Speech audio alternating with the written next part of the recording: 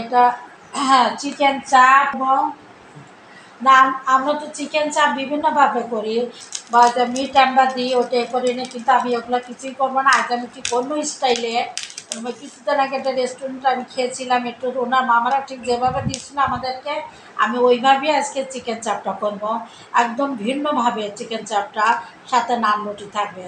তো প্লিজ আপনারা আমার লাইভে জয়েন করেন। আর আমার রেসিপিটা যদি ভালো লাগে প্লিজ আমার পেজটাকে একটু লাইক দিবেন, ফলো দিবেন। আর দেখেন আমি কীভাবে করি। আমি শুরু করছি, শুরুতেই আমি একটু তেল দিয়ে নিব ফ্রাই প্যানে, বেশি না, অল্প একটুতে আধা কাপের মতো তেল দিয়ে নিব।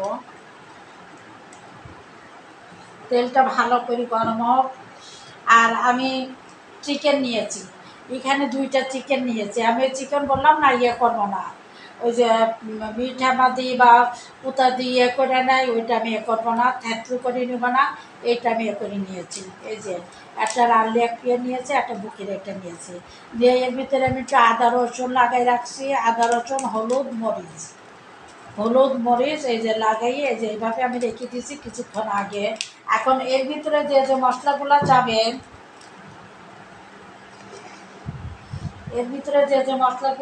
আমি আপনাদের দেখাই দিচ্ছি। এখানে আছে চিলি ফ্লেক্স আছে, এখানে মশলা গরম মশলার গুঁড়া আছে, গরম মশলা মানে সব মশলা আছে, ছাই গরম মশলার গুঁড়া, এটা একটু মরিচের গুঁড়া আছে, এটা ভাজা জিরার গুঁড়া আছে, এটা আছে যে পাপরিকা যে কালার হওয়ার জন্য একটু পাপরিকা পাউডার আছে, সাদা গোলমরিচের গুঁড়া আছে, একটু লবণ আছে। তো এগুলো আমি দিয়ে দিচ্ছি। এগুলো সব কিন্তু মাংসের সাথে যাচ্ছে, দিয়ে আমি মাখাই নিচ্ছি। এটা অনেক স্পাইসি হবে, অনেক হবে, মশলা ভালো করে ফিল করতে হবে। একটা সাথে লেবুর রস দিয়ে দিচ্ছি আমি। এই যে একটা লেবুর রস, মশলাগুলো আমি সবই দিয়েছি, সাথে একটা লেবুর রস দিব। এটা যত মশলা দিয়ে আপনি সুন্দর করে মাখাইতে পারবেন তত হবে। তারপর আমি একটু টমেটো সস দিব, এই যে 2 চামচ টমেটো সস দিব, এই যে বড় বড় 2 চামচ টমেটো সস দিলাম। ও আমি গাড়িরটা হাড্ডি নিচ্ছি, মামাদের ওখানে খাইছিলাম, ওনারা গলার হাড্ডি দিচ্ছিল, খুব ভালো লাগছে খেতে।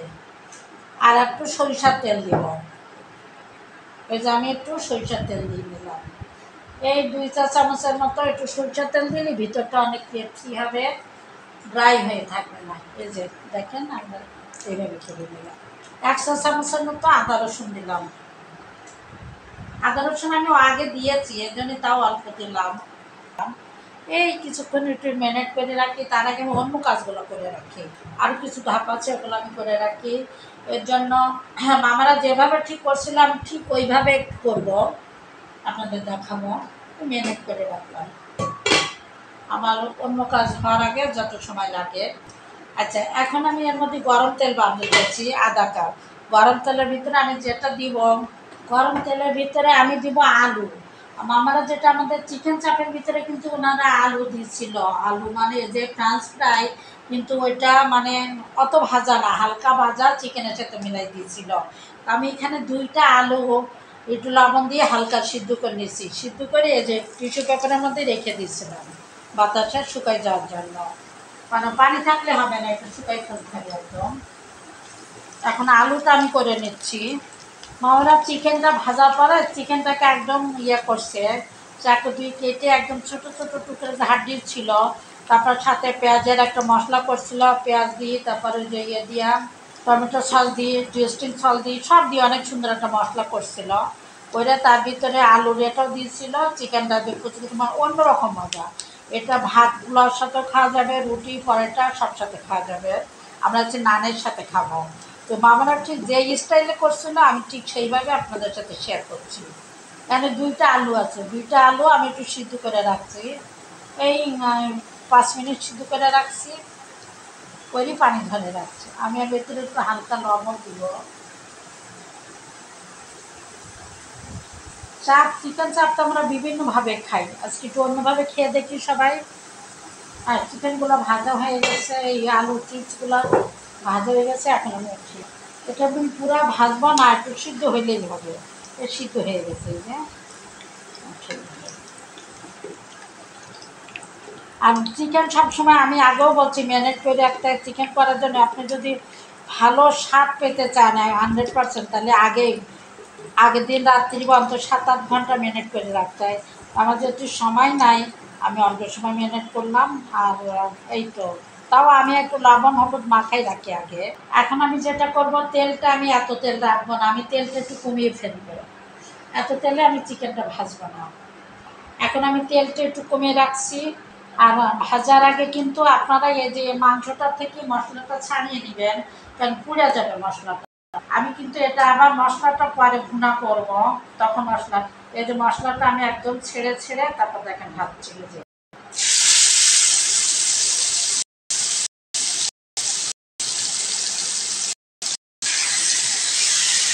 মশলাটা একদম হালকা করে দেখে দিলাম ভাজতে। আমি এখন দেখে দিলাম।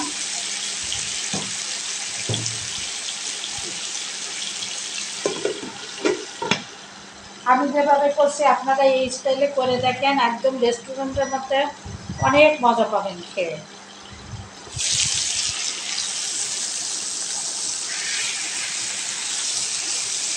অনেক সুন্দর একটা গন্ধ পাই দিচ্ছে মশলার।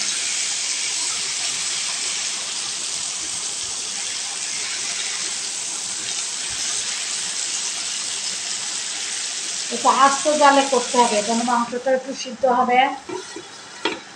মশলাটা আমি পরে কাজে লাগাবো। ওজন হলে একটু পানিও দিতে হবে, কারণ মাংসটা ভালো করে সিদ্ধ করতে হবে। পানি বাহির হবে আশা করা যায়, কারণ আমি তো আস্ত জালে দিচ্ছি, পানি বাহির হবে।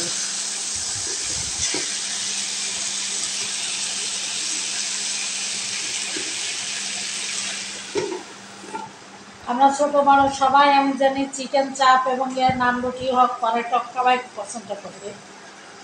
এইভাবে করে দেখেন, সবাই খুব বেশি পছন্দ করবে।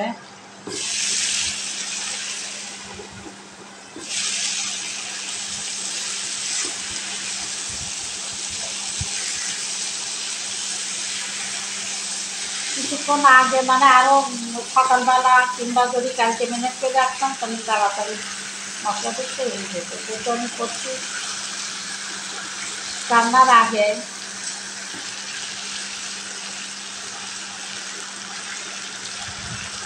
আস্তে আস্তে আমাকে চিকেনটা সিদ্ধ করতে হবে। বললাম তার প্রথমে একটু পানি দিতে হবে। কী অবস্থা দেখি।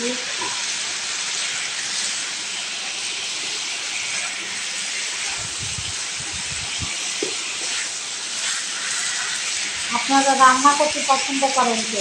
আমার তো রান্না করতে বিভিন্ন আইটেম, বিশেষ করে নিউ কোনো আইটেম ভ্যারাইটিস আমার খুবই ভালো লাগে রান্না করতে।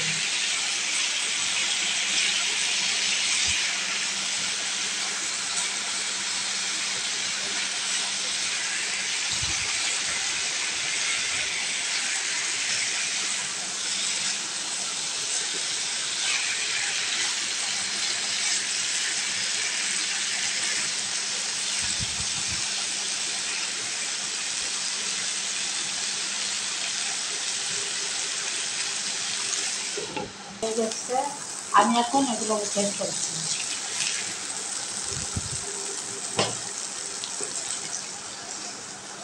পুরো পুড়ে গেছে, এই জন্য আমি এটা চেঞ্জ করলাম। তবে এটাই রান্না করতে আমার ভালো লাগে, এটা পুরো পুড়ে গেছে, লেগে যাবে তলায়। আচ্ছা, কিন্তু এটা এইভাবে এরকম হয়েছে ভাজা, তো আপনাদের দেখাই নাই। সিদ্ধ হয়েছে প্লাস এই যে এরকম এরকম হয়েছে। এখন আমি একদম টুকরা টুকরা করে ফেলবো, হাড্ডি টাড্ডি সব টুকরা টুকরা করে ফেলবো। তার আগে আমি মশলাটা তৈরি করে নিই। আচ্ছা, আমি এখানে 1 চামচ বাটার দিব। বাটার দিলেই এটা খুব ভালো আসে, স্বাদটা খুব ভালো আসে, ফ্লেভারটা ভালো আসে। আপনাদের যদি বাটার না থাকে কাছে, আপনার সরষের তেল ওই সবের রেগুলার তেল দিয়ে করবেন। আমি শুধু বাটার দিয়ে করবো না, আমি রেগুলার তেলও একটু দিব। বাটারটা দিলাম জাস্ট একটু গন্ধটা সুন্দর হওয়ার জন্য, টেস্টি হওয়ার জন্য। এখন এই বাটারের ভিতরে আমি একটু রসুন দিব। আচ্ছা, এটা পেঁয়াজটা হয়ে গেছে, এই রসুনটা ভাজা হয়ে গেছে, গন্ধ বেরিয়েছে একটা সুন্দর। এখন এর ভিতরে আমি অনেকখানি পেঁয়াজ দিব, বড় বড় করে কেটে রাখছি 4-5টা পেঁয়াজ, এটা আমি দিয়ে দেবো। পেঁয়াজটা একটু নরম হয়ে গেলে সব মশলা দিয়ে দিব।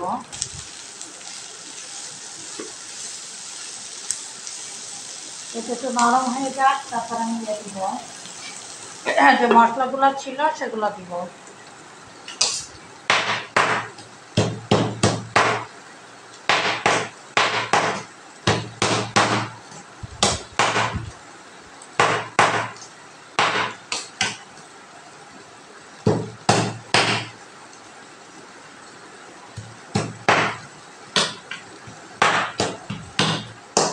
আচ্ছা, মাংসগুলো আমার একটা রান আর একটা লেগ পিস দিয়ে যেগুলো হয়েছে, এতগুলো হয়েছে, মানে সুন্দর সিদ্ধ হয়েছে, মশলা ঢুকছে। এই যে আমি হাড্ডি টাড্ডি সব কেটে একটা গলার হাড্ডিও ছিল, এই অবস্থা করে নিলাম। এখন এটা আমি মশলার সাথে কষাবো ভালো করে, মশলাটা এই যাক।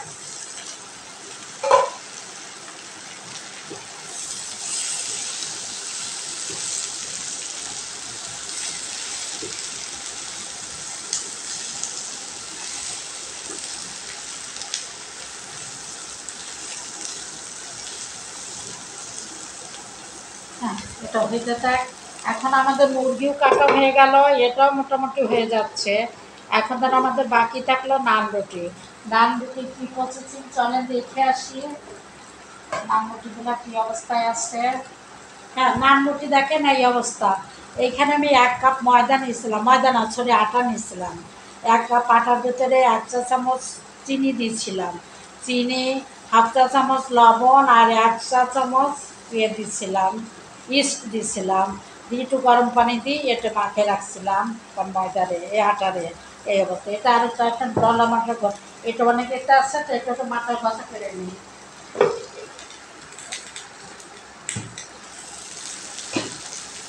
মাথা গন্ধ করার আগে এটা তো আবার ফুটফুট করতেছে, এটা তো খালি কি অবস্থা।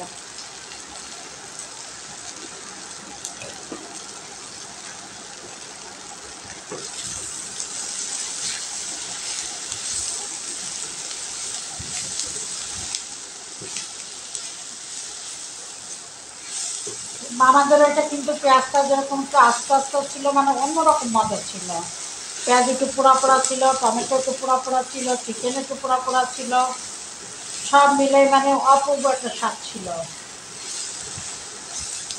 আমি এর ভিতরে একটু চিনি দিব, একটু বিট লবণ দিব, ওই বিট লবণ আছে, টেস্টিং সল্ট দিব, সবই দিব। আমার নাম রুটি একটু পরেই দেখছি, মোটামুটি ভালোই আছে, চেহারা ভালোই আছে।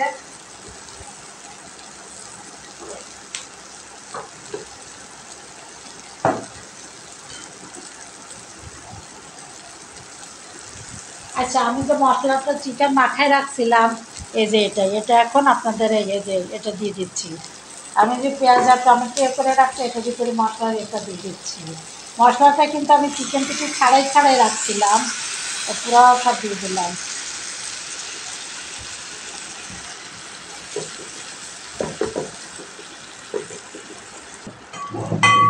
আচ্ছা, এর ভিতরে এখন আমি দিব বিট লবণ, টমেটো সস দিব আরও 2-3 চামচ।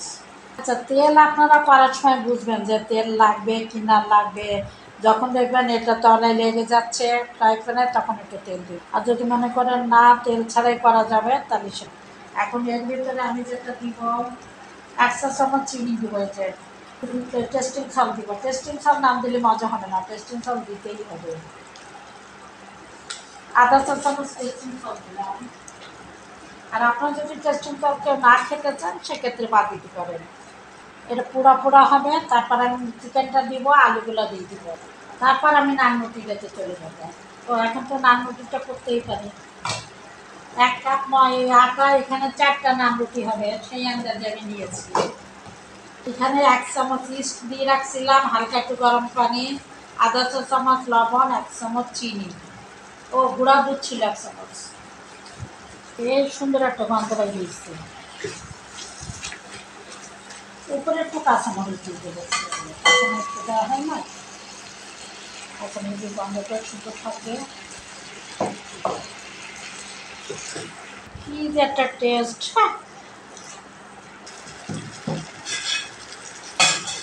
সেই লেভেলের টেস্ট। আপনার ভাবছেন আমি ভুলে গেছি আলুর কথা, না আমি আলুর কথা ভুলি নাই। দিব, আলুটা নামানোর আগে দিব। এই যে আলু যে আমি করে রাখছিলাম ফ্রেঞ্চ ফ্রাই, ওইটা এখন আমি দিচ্ছি। আলুটাও মশলাটা লেগে যাবে। তোমার রেডি হয়ে গেল আমি চিকেন চাপ। এখন আমি করি, নান রুটিটা করে ফেলি। চিকেন চাপ রেডি আমার। কত গ্রেভি হয়েছে এবং কত মজা, অনেক মজা। আমি খেয়ে দেখছি তো, অনেক মজা হয়েছে। আমি বড় পিড়াই করে অভ্যস্ত তো, ছোটো পিড়াই পারি না। আচ্ছা, এটা হাত দিয়ে করা যাবে। এখন আমার তাওয়াটাকে আমি একটু করে নিই, যেহেতু অনেকদিন রান্না করি না, তো পানি দিয়ে তেল দিয়ে অ্যাডজাস্ট করি। এটা আসলে করি না অনেক দিন যাবত। আমরা এখন হোটেল রেস্টুরেন্টের কথা ভুলেই যাই, কারণ হোটেলটা আমরা সবাই নিজেরা ভুলে থাকি। ফেসবুকে বদলাতে আমরা এখন সবই কোনো কিছু রান্না করবো, সাজ দিলেই চলে আসে।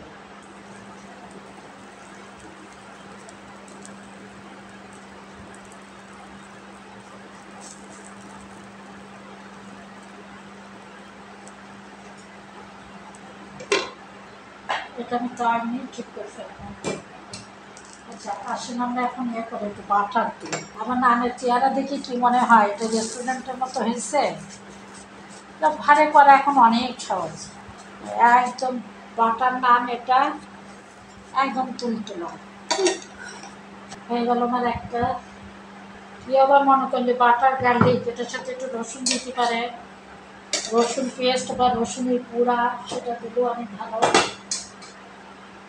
রান্নার অনেক ভ্যারাইটিস, আমরা যে যেভাবে করতে পারি। আমি যেহেতু আটা লেগেছিল, তবে আমার আটা রুটি চাই বা পাটা নান রুটি একটা বানাইতেই ভালোই লাগে, কারণ বেলতে সুবিধা, অনেক এতে বেলা যায়। যেহেতু আটাটা আসছে, আপনারা একটা বুঝি নেবেন, তাহলে পুরা পুরা লাগবে না বা লালে হবে না।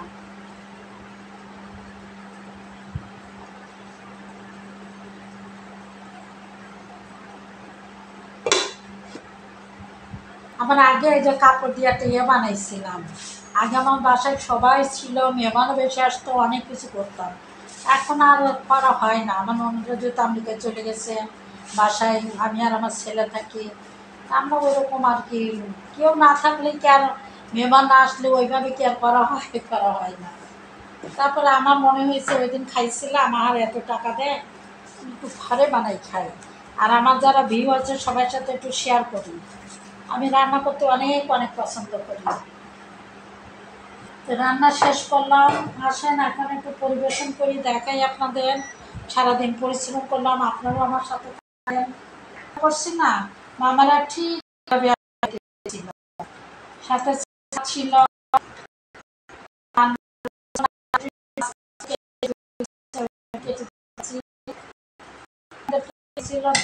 এভাবে পরিবেশন করছিল, ঠিক সেই আঙ্গিকে আমি পরিবেশন করে দেখাচ্ছি আপনাদের। মামারা যেমন নান রুটিগুলো সুন্দর মাঝখান থেকে কেটে দিয়েছে, বাটার নান সাথে সালাদ। নানগুলো কত নরম, কত সফট, মার্শাল্লাহ দেখেন। হ্যাঁ, তা আমি যেভাবে করলাম ওইভাবে করেন, দেখেন অনেক মজা। আপনারা আপনজন যারা থাকবে বাচ্চার সবাই। আর এই যে এটা ঠিক এভাবে দিচ্ছিল মামারা। এই যে আলু আছে, পেঁয়াজ আছে, পুরা চিকেন, একটা চিকেনের অর্ধেক। আমি তো বলছি, এই যে পেঁয়াজ, ঠিক আলুটা এভাবে ছিল, পেঁয়াজ, এর ভিতরে চিনি, বাটার সবই আছে। এই যে চিকেনটা, হাড্ডি টাড্ডি সহ চিকেনটা, এটা হলো ভিন্ন ধর্মী একটা চিকেন চাপ। এবং আমরা যে নর্মাল চিকেনকে করি মিট, আমার এইভাবে আপনি হাড্ডি টাড্ডি সব করে থাকেন, মজা। খেয়েও আরাম পাবেন এবং বরকত দিবে। আমার 2টা দিয়ে কত হয়েছে, এটা দিয়ে ভাতও খাওয়া যাবে, রুটিও খাওয়া যাবে, যে কোনো। খুব মজা, মানে খাইতে যেতে এত টেস্ট।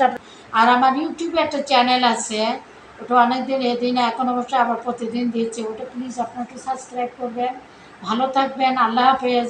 আর আমার রেসিপির ভিতরে যদি কোনো ভুল ত্রুটি হয়, বা এটা কম হলো, এটা বেশি হলো, ওইটা দিলে ভালো হতো, তাহলে প্লিজ আমাকে কমেন্টস করে জানাবেন। আপনারা ঠিক যেভাবে বলবেন আমি সেইভাবে রেসিপি তৈরি করব, করার চেষ্টা করব। ভালো থাকবেন, আল্লাহ হাফেজ। আর আজকে আমার রেসিপিটা কেমন লাগলো আপনাদের বলবেন প্লিজ। আল্লাহ হাফেজ।